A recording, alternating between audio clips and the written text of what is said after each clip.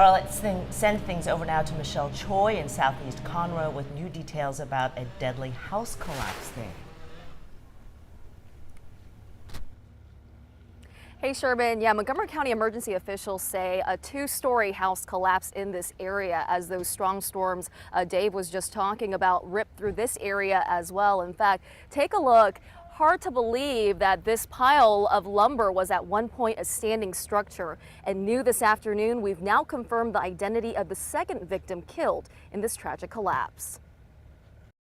Family members say 30-year-old Angel Huerta was working on the house located here in Conroe's new Ladera Creek community when yesterday's storms ripped through and the building collapsed on him and 8 other workers.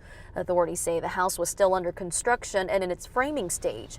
This morning, Angel's family stopped by the site hoping to get more information about what happened from authorities, but say they were told this was still an open case and they'd have to wait. The family tells us Angel was from Mexico but had lived in the Houston area for more than 15 years working in construction. His sister-in-law didn't want to be identified but shared Angel was always happy and that they're heartbroken he's gone. She says her phone started blowing up as other workers who witnessed the collapse began calling her. They just gave me a call and said my relative, they had an accident, they were working and the house fell down on top of them.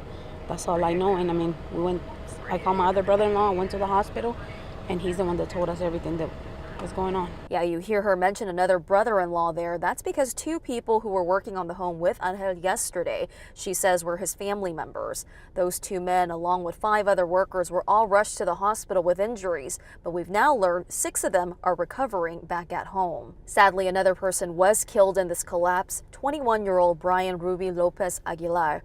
We were here as his father arrived at the scene last night and shared these photos of his son with us.